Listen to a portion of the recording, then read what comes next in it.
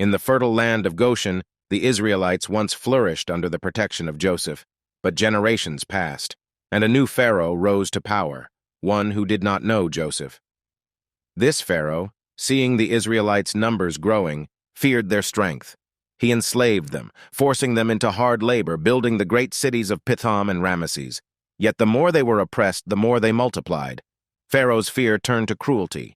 He ordered the death of every newborn Hebrew boy, casting them into the Nile. But one child, chosen by destiny, was saved by the courage of his mother. This child, placed in a basket and set adrift on the river, was found by Pharaoh's daughter and named Moses, meaning drawn from the water. Raised in the splendor of the Egyptian court, Moses was educated in all the wisdom of Egypt. But deep within him he carried the blood of his people. When he saw an Egyptian beating a Hebrew slave, his anger boiled over, and in a moment of fury, he struck the Egyptian down. Fearing for his life, Moses fled to the wilderness of Midian, where he became a shepherd.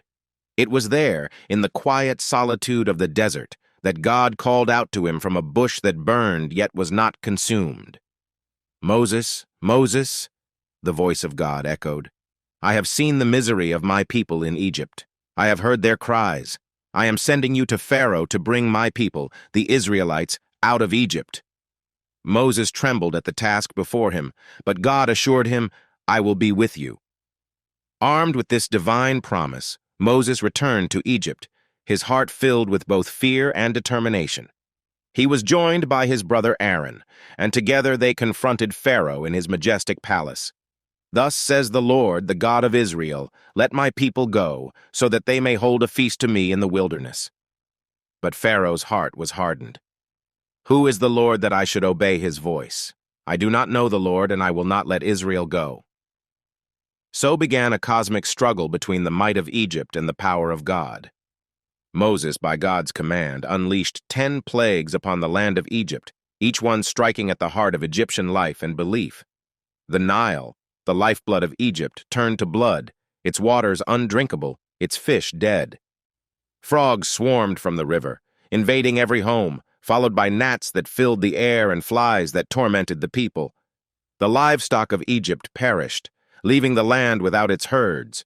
Boils broke out on the skin of Egyptians, causing great suffering, and hail rained down, destroying crops and shattering trees. Locusts followed, devouring what little remained. Darkness then fell, thick and oppressive, lasting 3 days, a darkness that could be felt, leaving Egypt in despair. Yet Pharaoh's heart remained like stone. Then came the final, most dreadful plague. God instructed the Israelites to mark their doorposts with the blood of a lamb. For that night, the angel of death would pass over Egypt, taking the life of every firstborn son. From the greatest in Pharaoh's palace to the least in the dungeon, none were spared, except those protected by the blood. A great cry rose up from Egypt, and Pharaoh, broken by grief, finally relented. "Go, leave my people, take your flocks and herds and be gone, and bless me also." The Israelites left Egypt in haste, their bread unleavened, their hearts pounding with the anticipation of freedom. They followed Moses into the wilderness, guided by a pillar of cloud by day and a pillar of fire by night. But as they journeyed, Pharaoh's heart hardened once again. He mustered his chariots and pursued the Israelites, trapping them against the Red Sea. Fear gripped the people, but Moses stood firm, lifting his staff over the waters. With a mighty wind, God parted the sea, creating walls of water on either side and a dry path in the middle. The Israelites crossed, but when the Egyptians followed, the waters returned, swallowing Pharaoh's army and securing Israel's escape. On the far shore, the Israelites sang a song of triumph. "The Lord is my strength and my song. He has become my salvation." Yet the road ahead was long and fraught with challenges. They traveled through the wilderness, where water was scarce and food even more so. The people murmured against Moses, but God provided. He sent manna from heaven, bread that appeared each morning, and quails in the evening. When they thirsted, God brought water from a rock at Horeb. But the wilderness was more than just a physical journey. It was a spiritual test. The Israelites faced battles, like the one against the Amalekites, where Moses, with arms raised, interceded until victory was theirs. At Mount Sinai, they encountered the holiness of God who descended upon the mountain in fire and smoke. There, God gave them the 10 Commandments, laws that would guide them as his chosen people. But even in this sacred moment, the people's faith wavered. When Moses tarried on the mountain, they fashioned a golden calf, turning their hearts back to the gods of Egypt.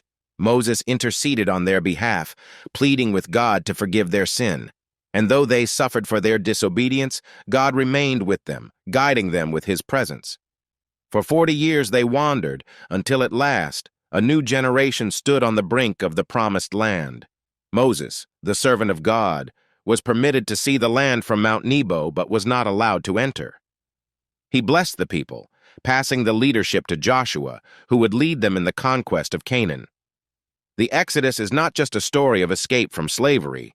It is a story of transformation, a people forged in the crucible of the wilderness, learning to trust in God, to follow his commandments, and to prepare themselves for the land he had promised to their forefathers.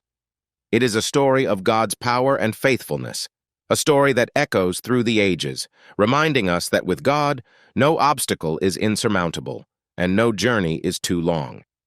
Praise the Lord.